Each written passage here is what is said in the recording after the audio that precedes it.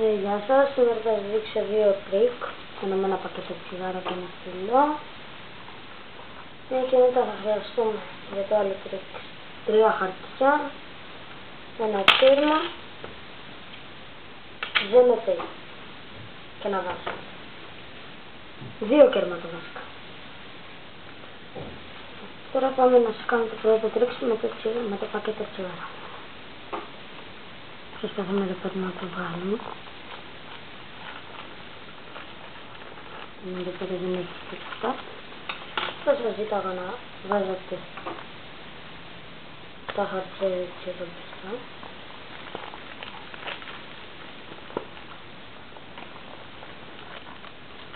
Βασικά καλύτερα το χέρι.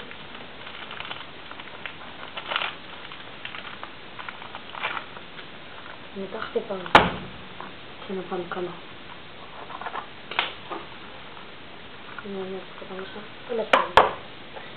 Μετά πάμε για το άλλο τρίξ.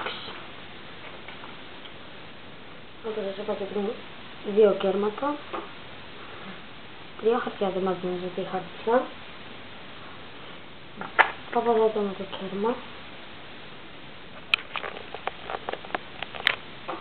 Το κέρμα, το είδατε.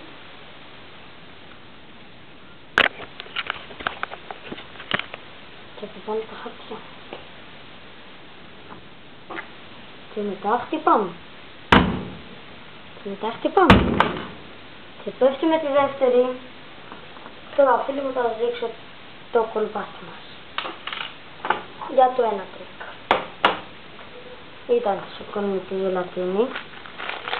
Και γυρνάμε. Και την κολλάρουμε έτσι. Μετά και στο άλλο το ξεκολλάω. Μετά το τελευταίο, βάλει το χέρι σου έτσι εδώ και εσύ το γυρνάς, το κάνεις έτσι και καλά το χτυπάς και μετά το κάνεις έτσι, δεν έχει τίποτα. Για το δεύτερο τρίκ. Θα βάλει ζηλοτέιπ εδώ πέρα στο κέντρο αυτού εδώ του καπακιού και απλά κόλλησα εδώ πέρα το πεντάκι. Μετά το κουμπώσα. Είχα βάλει βέβαια και στο ένα χάρτη το πρώτο. Και τι είπα τώρα, θα πίσω αυτό εδώ το κέρμα πάνω. Θα βάλουμε το χαρτιό και θα χτυπήσουμε.